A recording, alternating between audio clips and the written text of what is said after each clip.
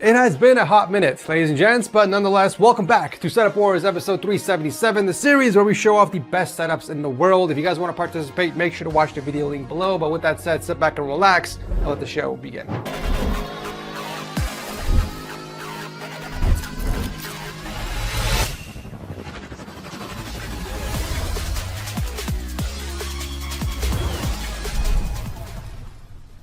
Windows 11 is a hot mess right now, with pre-installed apps, bloatware, and Microsoft shoving Copilot down our throats. Wouldn't it be great if there's a cleaner version of Windows 11 without all this nonsense? Well, of course there is, you baboon cheeks. It's called Windows 11 Enterprise LTSC, which stands for Long-Term Servicing Channel. Basically, it's a cleaner version of Windows without all the pre-installed software, no ads, and way more stability. People even compare the stability to Linux. It's that good. It's actually available for both Windows 10 and 11, and you can grab it for only $17 from VIPorCDKey.com, but you have to use the code TS25 to unlock the cheapest price. Activating the key is the same process as before. Just go into the user center, navigate to the orders, click on the view button, and copy and paste the CD key into the activation settings of Windows, and you now have a fresh, clean version of Windows 10 or 11.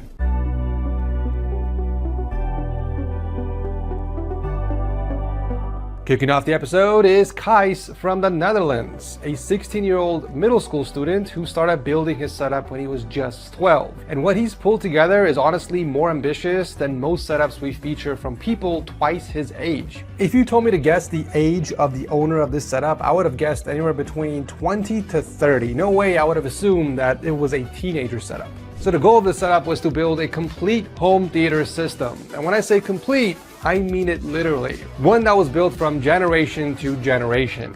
He has a pair of edifier speakers on the desk, Fenton tower speakers on either side, a McGray CS440 center channel, surround left and right that are old Sony speakers from his dad, surround back left and right that are old Technic speaker from his mom, 2 subwoofers, and all that is running through a receiver and amplifier. To top it all off, he has a projector and a projection screen mounted in the room. So this man can either sit at his desk and grind shooters, or he can roll the chair back, drop the screen, fire up the projector, and watch a movie in proper surround sound. Man, at 16, I was eating ramen noodles and yelling at my brother to get off the damn dial-up internet. Also, quick question, is it normal for Dutch apartments to have the sink right in the bedroom, or is this kind of like a studio dorm? Anyways, back to the setup. So the desk is a relatively large oak slab, which gives him the surface area to run a triple monitor layout. We have an LG 34-inch Ultra Gear as the main,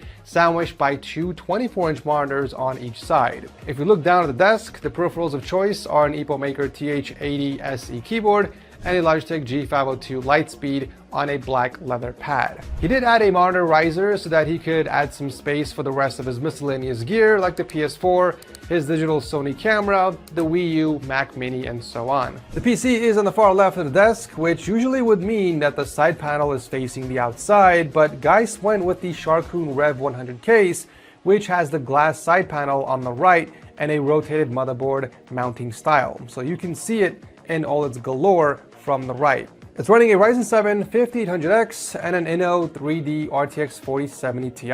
A pretty solid combination for today's standards. Last but not least, we of course have to check the cable management, and I can already tell you it looks fantastic. Kais did an amazing job tying them all together, routing them properly, and making sure no stray wires are left anywhere. What a fantastic setup to kick off the show. Thank you, Kais, for sharing this with us.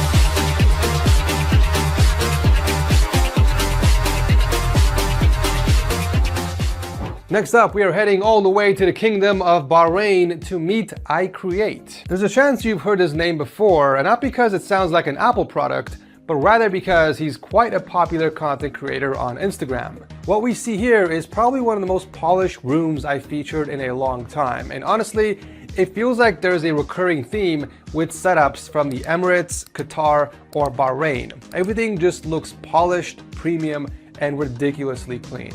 Walk in and the first thing that smacks you in the face is the lighting.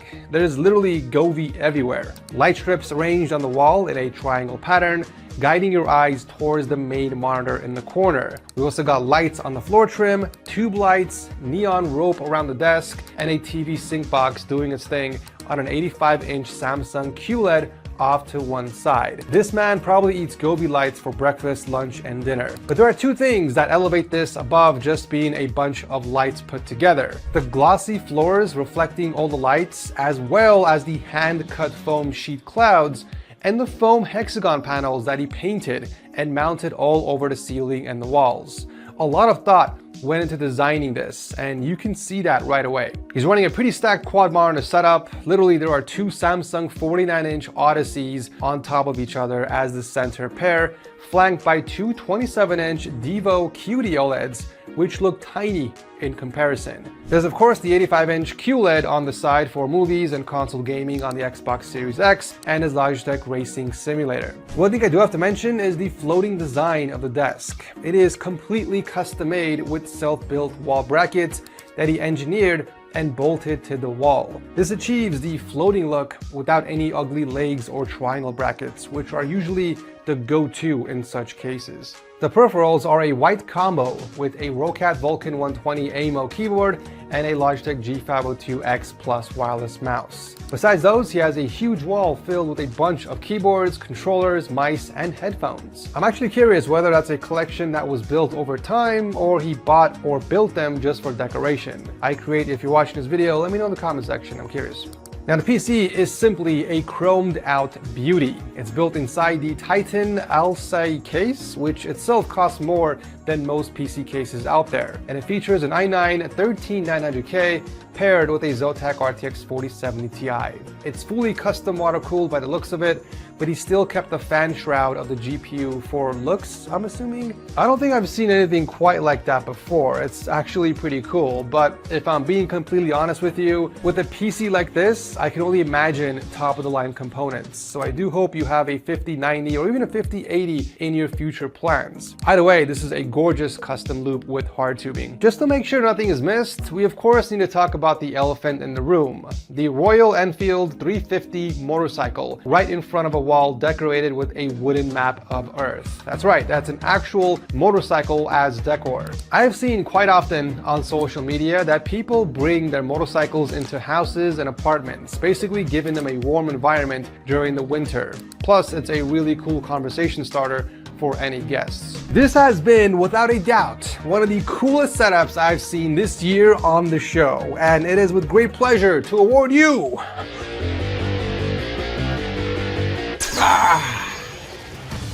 the 79th seal of approval. If you're watching this video, hit me up on Discord to claim your plaque and your free TechSource mousepad. Phenomenal work, Ire Create. Thank you for submitting.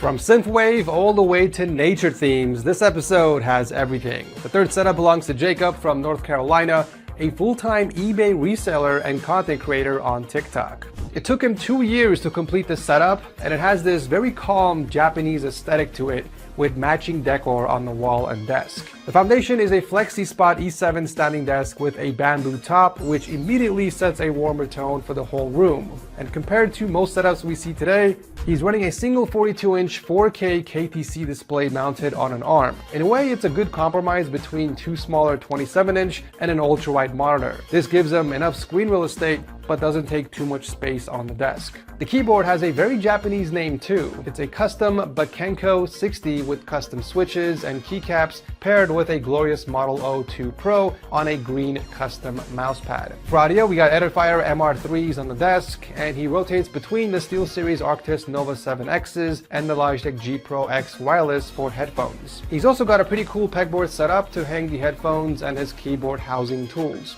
But what ties the room together is the art. While I'm not a huge fan of having two of the same panels twice, just in different sizes, the philosophical concepts and proverbs they represent are solid, especially the one about the tides and waves. But if you're looking to add something with a bit of color, I would check out our posters instead. We do have quite a few designs already, but you can always upload your very own custom image, that way it fits your setup's theme a lot better. Off to the side is also a dedicated Star Wars Funko shelf. We have a wall full of Star Wars movie posters and a console setup with a 55-inch 4K TV and a PS5 Pro. I would personally recommend framing those movie posters, otherwise you won't be able to avoid wear and tear in them. The PC appears to be a full black AMD build with a Ryzen 5 7600X and an RX 7800 XT. A solid all-rounder build, nothing too crazy. It's a very calm and thoughtful setup, Jacob, and the fact that you funded all this through eBay flipping is only commendable. Thank you for sharing this with us.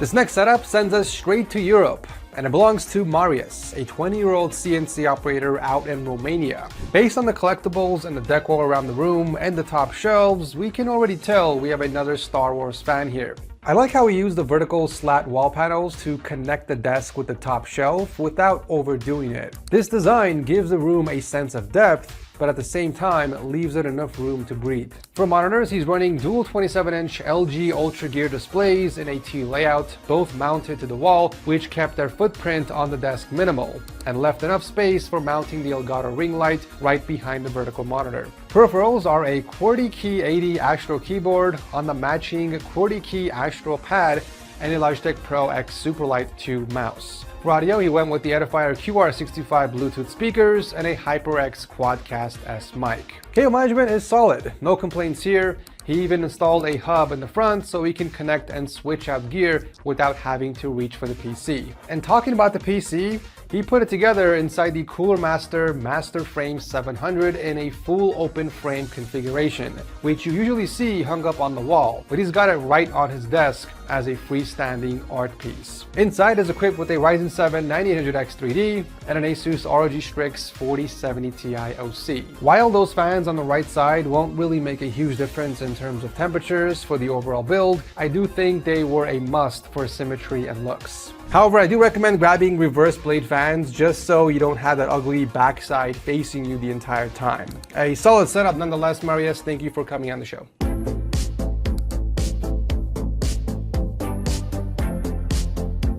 Closing out this episode, we're flying over to Canada to meet Nate, a 19-year-old heavy equipment operator who didn't rush the process of building his setup. It took him a couple of years to slowly put everything together, and for all of it to be even possible, he needed a solid foundation. That's why him and his dad took two Ekbakken countertops, a couple of metal brackets, some Alex units, and a Dale's legs to have a solid base for supporting the rest of the gear. He's running two 1080p monitors for the main setup on the left. We have a 24-inch Samsung on the left and a 27-inch Asus on the right, both wall-mounted to keep the desk surface free. I promise I won't mention the difference in sizes hurting my eyeballs, as budget limitations and simple preference play a role here. Plus, Nate didn't really share a lot of info outside of the specs, so don't be too quick to judge. What I would have done differently though, and it still can be fixed, is the cable management for the monitors. Instead of running them separately into two different directions, you could route them vertically until they are both behind the monitors,